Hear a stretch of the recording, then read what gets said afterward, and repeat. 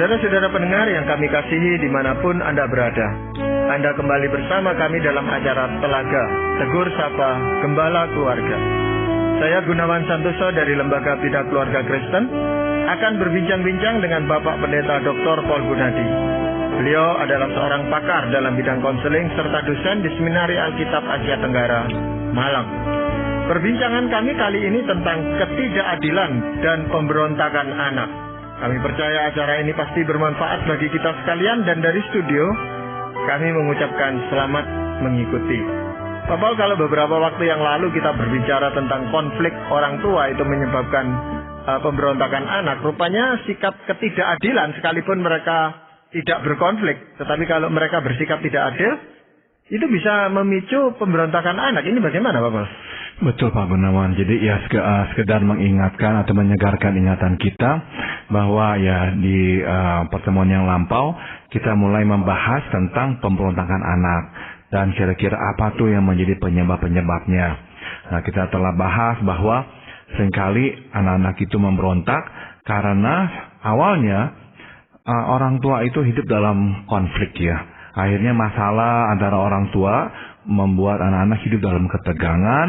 Akhirnya anak-anak itu cenderung mengambil keputusan yang keliru, mengundang hukuman dan kemarahan. Jadi akhirnya anak-anak itu menjadi target ya hukuman dan kemarahan dari orang lain atau dari orang tuanya, yang akhirnya meledak menjadi pemberontakan.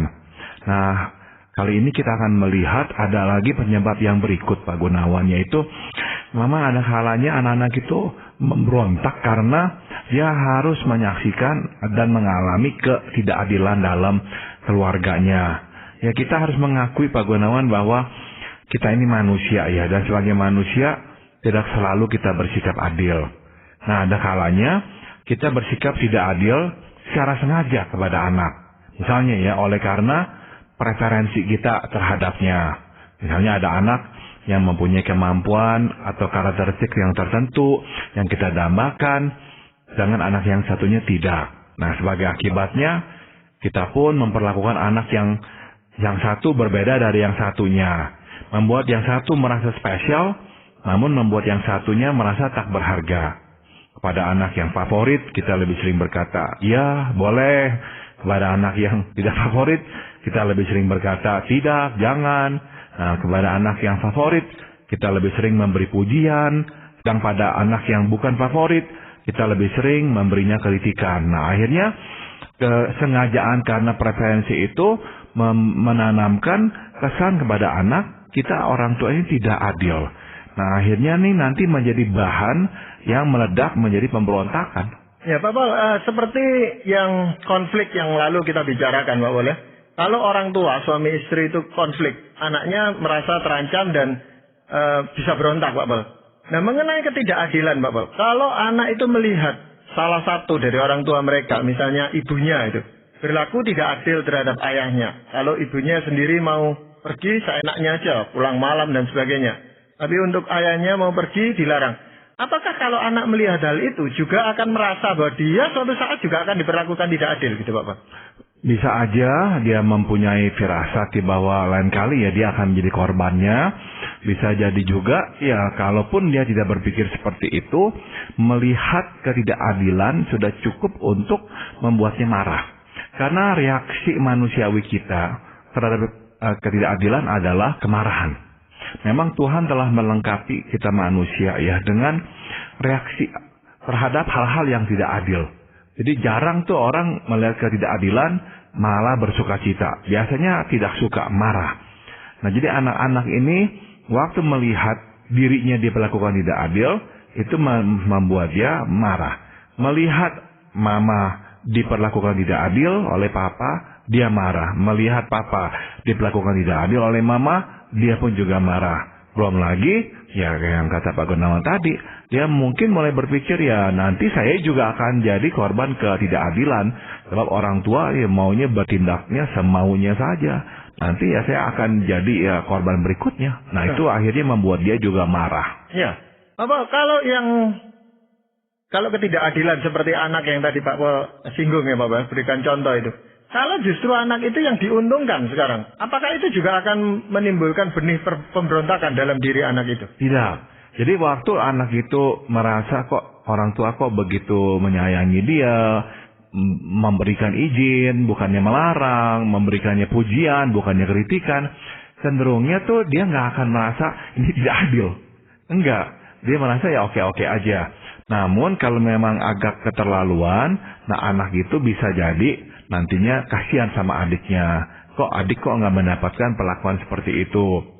Namun sudah tentu dia sendiri sebagai penerima keuntungan dari orang tua yang nggak akan mempunyai kemarahan terhadap orang tua. Justru yang lebih sering terjadi, dia akan menjadi seolah-olah tuh ya pembela orang tuanya di hadapan si adik. Kamu jangan marah sama papa mama. Papa mama itu sayang sama kamu. Nah, adiknya marah. Kamu ngomong sembarangan. Saya kan melihat bagaimana tuh papa mama sama kamu seperti ini baiknya. Sama saya begini, sama kamu boleh, sama saya nggak boleh. Enggak, papa mama itu sebetulnya ya sayang sama kamu. Dia hanya khawatir. Nah, seringkali si anak yang mendapatkan keuntungan akan berpihak pada orang tua. Nah, ini menambahkan rasa tidak adil pada si adiknya. Ya, memang sebagai orang tua itu kadang-kadang kalau anaknya lebih dari satu, itu untuk memperlakukan adil seadil-adilnya itu kan sesuatu hal yang sulit dan hampir mustahil, Pak Boleh. Ada banyak hal-hal yang membuat memang kita senang terhadap anak tertentu dan kurang senang, bukan benci, hanya kurang senang terhadap pihak yang lain gitu. Nah, ini memang bagaimana, Pak Bang? Itu yang memang terjadi, Pak Gunawan. Jadi kadang-kadang kita bersikap tidak adil secara tidak disengaja ya. Kita bukannya sengaja ya. Nah, saya kira inilah yang lebih sering terjadi dibanding dengan kasus yang sengaja ya. Nah, kita jadinya sebagai orang tua mesti menyadari bahwa anak lahir ke dalam dunia membawa keunikannya masing-masing. Dengan kata lain, ada yang dimilikinya, namun ada yang tidak dimilikinya. Sewaktu anak melihat bahwa apa yang tidak dimilikinya justru ada pada diri adiknya, yang mudah merasa bahwa hidup ini tidak adil. Jadi memang kita harus peka, kita harus benar-benar jeli melihat hal ini. Sebab itulah manusia, dan anak-anak kita adalah manusia yang tidak sempurna. Jadi waktu dia melihat, kok saya nggak bisa, adik bisa. Misalnya, kok adik kok begitu dengar satu lagu, bisa bernyanyi dengan begitu cepatnya. Saya kok nggak bisa menyanyi. Nah, sebagai orang tua, seringkali waktu melihat hal seperti itu, spontan kan ya, puji si adik, aduh kamu kok pinter benar menyanyi. Dengan satu kali aja udah langsung bisa menyanyi. Nah, si kakak yang mendengar itu, blek rasanya, seperti terpukul di ulu hati. Dan kebanyakan akan berkata, ya udah, saya nggak mau menyanyi lagi. Dan yang kedua, menyimpan rasa, oh papa mama ini nggak adil. Ya, jadi kadang-kala tuh kita memberi perhatian khusus ya pada sesuatu yang ada pada diri adiknya ya. Kendati kita tidak bermaksud memperlakukan dia secara berbeda, ya telanjur sudah merasa demikian.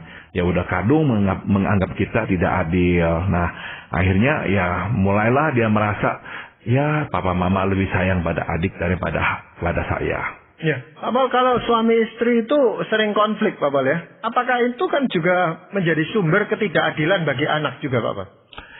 Ya, kalau memang orang tua sering konflik, dia bisa merasa tidak adil karena berbagai sebab, Pak Gunawan. Misalnya, apa yang seharusnya dia terima, dia nikmati dalam rumah, tidak dapat lagi dia terima atau nikmati karena orang tuanya terus ribut aja. Jadi dia kesel. Dia kesel karena dia tahu dalam hatinya tuh seharusnya dia menerima rumah yang tentram. Jadi waktu orang tua ribut, nah mulai muncul tuh perkataan-perkataan dalam hatinya. Ribut aja. Seolah-olah kamu kok nggak mikirkan kami? Kak, orang tua kok nggak peduli dengan kami? Kok sibuknya hanya ngurusin satu sama lain sehingga terus ribut. Nah, itu membuat si anak juga merasa tidak adil, Pak Gunawan. Ya, itu perhatian dan waktu yang mestinya diberikan kepada anak digunakan untuk bertengkar itu tadi, Pak Boleh, oleh orang tua. Dan anak merasakan tidak adil, diperlakukan tidak adil gitu, Pak Boleh. Betul. Nah, ini kalau kita berbicara tentang ketidakadilan dan pemberontakan anak, ini kita tentu tidak ingin hal itu terjadi di keluarga kita. Lalu apa yang bisa kita lakukan gitu, Pak, sebagai orang tua? Yang pertama adalah ini, Pak Gunawan. Kita sebagai orang tua ya mesti jeli melihat keunikan anak dan menerimanya. Jadi kita ini ya sebagai orang tua itu mestilah kenal anak kita dengan baik. Dan bukan hanya kenal, tapi bersedia ya menerima apapun keunikan anak kita. Jangan membanding-bandingkannya, sebab membanding-bandingkan anak makin memperkuat kesan bahwa kita tidak menerimanya dan bahwa kita tidak puas dengan dirinya. Ya, kita boleh tidak puas terhadap karyanya bila kita tahu bahwa ini adalah sesuatu yang dapat dikerjakannya.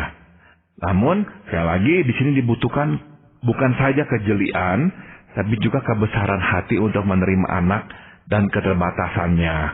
Ya, kadang-kadang ini yang terjadi Pak Gunawan. Kita bersikeras ya bahwa anak kita itu sebetulnya bisa, dia hanyalah malas. Nah, kita perlu menyadari bahwa acap kali penyebab utama kemalasan adalah ketidakbisaan. Nah, sudah tentu bila memang kita tahu dia malas atau tidak bertanggung jawab, ya kita harus menegurnya. Namun ya, jangan cepat-cepat berkata dia sebetulnya bisa dan dia hanya malas. Kadang-kadang memang dia tidak bisa. Karena tidak bisa, makanya dia menjadi malas. Ya kita terimalah yang dia nggak bisa apa. Jangan membanding-bandingkan. Ini hal yang terlalu sering terjadi dalam rumah tangga Pak Gunawan. Dibandingkan dengan adik, dengan kakak. Ada lagi yang dibandingkan dengan diri orang tua. Waktu saya kecil saya nggak begini-begini. Atau dibandingkan dengan saudara sepupunya atau tetangganya dan teman-temannya. Nah biasanya itu nggak membangun, malahan makin menjatuhkan anak. Ya kecuali dia dibandingkan lebih positif daripada orang-orang itu tadi gitu Pak Pal ya. Dan itu jarang terjadi Pak Gunawan. Jadi orang tua itu tuh kalau membandingkan seringnya berpikir ya supaya dia itu tuh termotivasi. Artinya belajar dari yang baik. Tapi justru seringkali dibanding-bandingkan si anak merasa ini tidak adil. Karena dia memang nggak bisa. Kalau dia bisa justru nggak apa-apa. Iya. Kalau begitu mungkin penting juga bagi orang tua sekali-sekali membandingkan dengan membuat anak itu lebih positif Pak Pal. Dulu Papa tidak bisa melakukan ini, wah kamu bisa, itu kan mendorong dia. Betul sekali. Memotivasi juga kan? Betul sekali Pak Gunawan. Justru kalau kita menggunakan pembandingan yang positif, jadi dia itulah yang menjadi pihak yang dipuji, dikuatkan, justru itu makin membangun dia, memberi dia tambahan motivasi. Sehingga akhirnya makin hari dia makin mau berprestasi. Saya ingat sekali waktu saya masih kelas 6 SD, saya mempunyai seorang guru yang sangat baik ya, memotivasi siswa. Jadi begitu anak itu bisa menjawab pertanyaan, dia langsung puji. Nah saya masih ingat sebelum-sebelumnya saya baca koran ya baca, tidak terlalu gimana-gimana. Tapi banyak pengetahuan yang saya peroleh memang dari surat kabar yang saya baca. Jadi kalau ditanya, ya saya angkat tangan, saya bisa, dia puji saya. Nah saya masih ingat, pulang sekolah saya langsung belajar. Seumur hidup saya sekolah rasanya paling rajin kelas 6 SD itu Pak Gunawan. Karena apa? Si guru itu benar-benar tahu bagaimana memotivasi dengan cara menyoroti yang positif dalam diri kita. Iya. Mungkin ada cara penanggulangan yang lain Pak Pal. Kita juga mesti peka ya Pak Gunawan dengan pemberian pujian dan pemberian izin. Nah, jadi maksudnya apa? Sedapatnya ya, berilah pujian pada usahanya bukan pada kebisaannya. Dengan kata lain, kita tidak lagi mempersoalkan kebisaannya. Sepanjang ia telah mengeluarkan usaha, kita akan menerima hasilnya dengan lapang dada. Nah, dengan cara ini, anak tidak merasa dibandingkan secara tidak adil. Nah, demikian pula lah dengan pemberian izin. Kita mesti memberi izin secara adil. Suatu kita tidak memberinya izin, kita harus menyadari mengapa kita tidak memberinya izin. Demikian pula ketika kita memberinya izin, kita pun harus menyadari mengapa kita memberinya izin. Makin spesifik, makin beralasan, makin mudah anak menerimanya. Nah sebaliknya, makin tidak jelas, makin tidak beralasan, nah makin besar kemungkinan anak akan melihatnya sebagai sebuah ketidakadilan. Tapi kan memang tidak semua alasan itu bisa kita kemukakan pada anak Bapak. Ya, dengan anggapan belum tentu dia ngerti, belum tentu dia tahu perasaan saya. Nah itu bagaimana Bapak? Nah udah tentu ada hal-hal yang memang kita nggak bisa jelaskan kepada anak, atau ada hal-hal yang kapanpun kita jelaskan dia nggak akan mengerti karena memang ya itu melanggar yang dia inginkan. Ya jadi misalnya nih ya, anak itu ingin tetap diizinkan boleh bermain-main dengan teman-temannya ke rumah teman-temannya sepulangnya sekolah di hari biasa. Nah kita mau menegakkan peraturan di hari biasa anak-anak harus diam di rumah. Karena besok dia harus sekolah, dia harus persiapkan untuk besok. Nah, sudah tentu awal-awalnya waktu teman-temannya kumpul dan dia nggak boleh ikut, dengan teman-temannya kok diizinkan oleh orang tuanya, dia marah, dia merasa ini tidak adil. Dan dalam kasus seperti itu, seberapa baiknya pun kita jelaskan, dia nggak akan terima. Sebab dia hanya berpikir satu, kok teman-teman saya boleh, saya kok nggak boleh. Nah, kita jelaskan apapun, sebaik apapun, susah diterimanya. Jadi dalam kasus seperti itu, sudah tentu ya kita nggak lagi lah berusaha membuatnya menerima penjelasan kita. Kita hanya bisa jelaskan sebatas kita bahwa kalau kamu pergi, berarti kamu pulang akan sore, waktu belajar kamu akan berkurang, dan kamu akan lebih letih, sehingga nanti kurang bisa konsentrasi belajar. Kalau kamu mau main, silakan buat janji di akhir pekan. Dan kami tidak akan melarang, kami justru akan senang kamu bisa main dengan teman-teman kamu. Nah, sudah tentu di awal-awal itu dia tidak terima. Dia akan marah, dia akan memberontak. Namun kalau kita konsisten, lama-lama dia akan terima. Dan apalagi kalau dia lihat, dalam hal-hal yang lain, kita itu adil. Jadi dengan kata lain, anak pun pada usia yang relatif muda pun, sebetulnya itu mulai melihat kita secara keseluruhan. Jadi jangan takut gara-gara satu hal, anak akan mengecap kita itu, wah selalu tidak adil. Enggak. Kalau dia melihat dalam hal yang lain, orang tua itu bisa adil. Atau anak itu mendengar kita berkata maaf kepada dia, waktu kita berbuat kesalahan. Nah, dia akan merasa, enggak ya orang tua saya enggak seperti yang saya pikir kok. Orang tua saya cukup fair, cukup adil, sehingga minta maaf pun juga bersedia. Nah, ini nanti yang akan dilihat oleh anak, sehingga nggak menimbulkan benih pemberontakan dalam dirinya. Ya, jadi memberikan izin, memberikan pujian, ini porsinya juga harus pas gitu Pak Paul ya. Nggak boleh terlalu banyak ataupun terlalu kikir kita memberikan pujian dan izin itu Pak Paul. Jadi dengan kata lain, memang terhadap pujiannya, kita ini harus menggunakan prinsip, jangan kita ini terlalu hemat, tapi juga jangan boros dengan pujian. Artinya, kalau memang harus diberikan pujian, berilah pujian.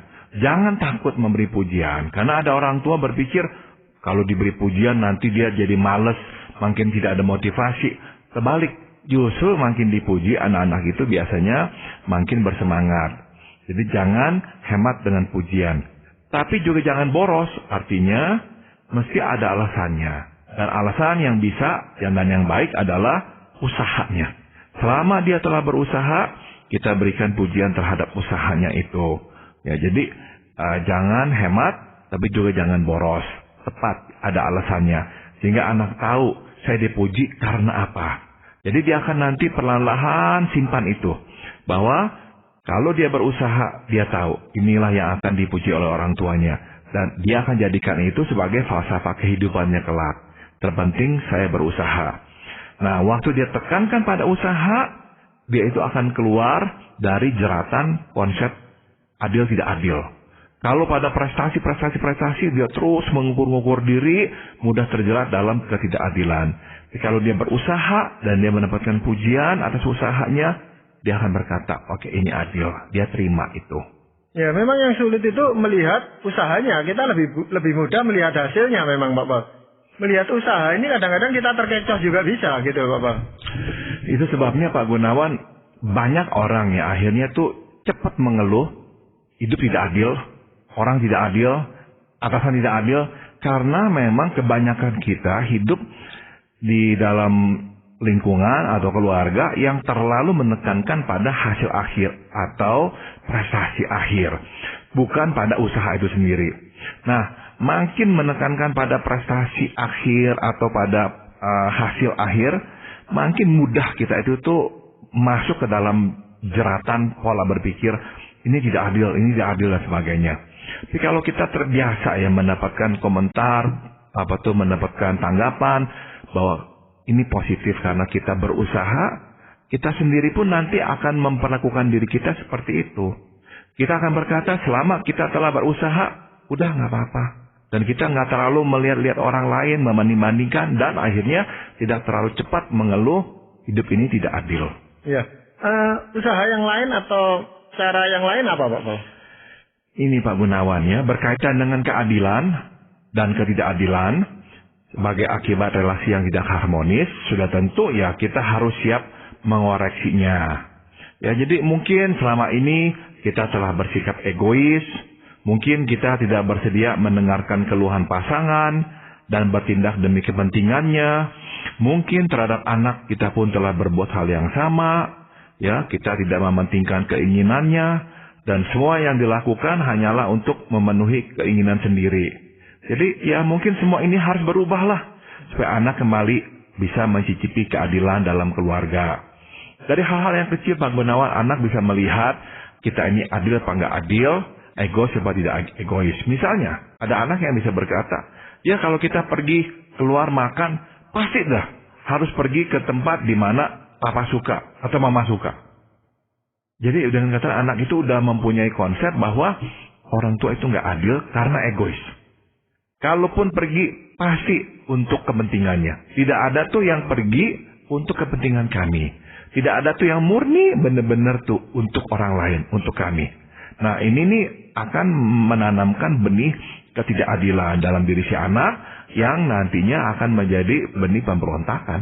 Ya, itu juga kalau orang tua mengejar anak supaya prestasinya bagus di sekolah, dan itu hanya untuk supaya orang tua itu dipuji oleh teman-temannya, itu menimbulkan kebencian dalam diri anak sehingga membuat dia berontak itu tadi, Pak Bang. Bisa, betul sekali Pak Gunawan, dan kadang-kadang berontaknya adalah dengan cara ya dia benar-benar ya menghancurkan nilai-nilai prestasinya, sengaja lah gitu.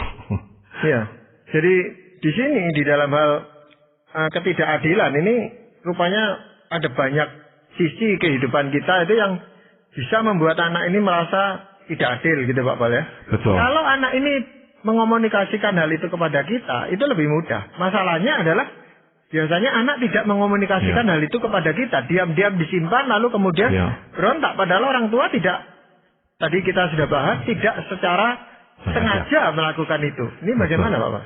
Betul, makanya orang tua itu mesti peka ya. Misalnya nih anak-anak ini udah mulai remaja ya. Tiba-tiba tuh dia mulai ngomongnya tuh nggak enak. Kayaknya kok nyelekit ya. Kok kayaknya kok sengaja menusuk hati kita. Secara halus pun kayaknya kok mau seolah-olah tuh menampar kita. Nah orang tua mesti peka. Nah peka dalam pengertian jangan menyambuti dengan kemarahan. Kamu kok ngomong begitu kepada saya? Kamu kok apa? Diam, simpan aja dulu. Terus cari waktu yang tepat. Ajak dia bicara. Duduk dengan dia dan berkata, tadi papa berkata begini. Kamu menjawabnya seperti ini.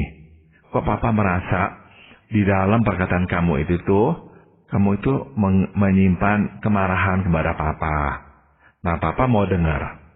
Apa tuh yang membuat kamu marah? Dan saya minta, atau papa minta, kamu terbuka. Coba ngomong. Nah, mungkin si anak karena didesak seperti itu, barulah dia akan ngomong. Nah, karena dia ngomong, barulah kita mengerti apa itu yang kita lakukan di masa lampau yang tidak kita sadari, yang telah menanamkan benih ketidakadilan dalam diri si anak yang membuatnya akhirnya marah dan ingin memberontak terhadap kita. Ya, tetapi kadang-kadang kan memang ada anak yang pandai berkelit, pandai untuk membuat kita tidak bisa tahu persis apa alasannya dia gitu Pak Paul, untuk dia itu marah kepada kita. Kalau kita itu dilihat sebagai anak, sebagai orang tua yang memang bersedia mendengarkan, bersedia berubah, besar kemungkinan anak itu akan terbuka. Tapi kalau si anak melihat kita itu memang kok percuma yang ngomong sama kita, ya enggak lagi. Maka kalau belum pernah kita lakukan hal seperti ini, terus kita ingin lakukan, kita mesti berjanji loh bahwa kita itu sungguh-sungguh akan mendengarkan dan berusaha benar-benar untuk mengoreksinya. Karena apa? Anak itu biasanya enggak memberi kita 2 kali kesempatan loh. Biasanya sekali. Sekali dia coba, kalau dia orang tuanya kok percuma nggak mau mendengarkan, nggak bersedia berubah, itu udah kali terakhir.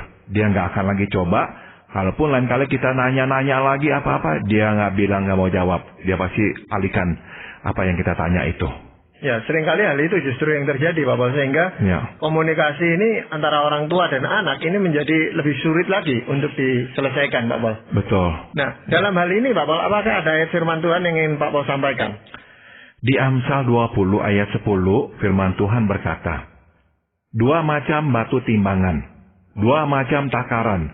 Kedua-duanya adalah kekejian bagi Tuhan. Nah, kita tahu ya, dua macam batu timbangan dan dua macam takaran melambangkan dua perlakuan yang berbeda. Jadi, misalnya ini seorang penjual barang, dia menggunakan takaran yang palsu lah gitu, bukan takaran yang asli, supaya dia bisa meraup keuntungan yang lebih besar. Jadi, memang dua perlakuan yang tidak sama ya. Nah, sudah tentu timbangan yang satu untuk kepentingan orang lain, sedangkan yang satunya untuk kepentingan pribadi kita, yang menguntungkan kita lah gitu. Nah, ketidakadilan adalah penggunaan dua macam takaran, Pak Gunawan. Satu untuk orang lain dan satu untuk kita. Tuhan tidak menyukai sikap hidup seperti itu. Nah, anak pun tidak menyukainya. Dan tidak heranlah pada akhirnya ia memberontak untuk mencoba menegakkan keadilan itu kembali. Ya, jadi kita sebagai orang tua harus hati-hati, jangan ya secara sengaja atau nggak sengaja menggunakan dua macam batu timbangan dan dua macam takaran, memperlakukan anak dengan berbeda. Ya, ini memang sesuatu yang perlu dilatihkan untuk hal-hal yang kecil sekalipun. Bagaimana kita membuat ukuran yang sama gitu Pak Paul, tidak membuat ukuran yang berbeda, dan apalagi yang untuk menguntungkan diri kita sendiri gitu. Betul. Ya, terima kasih Pak Paul untuk perbincangan ini, dan para pendengar sekalian, kami mengucapkan banyak terima kasih karena Anda telah mengikuti perbincangan kami dengan Bapak Pendeta Dr. Paul Gunadi dalam acara Telaga.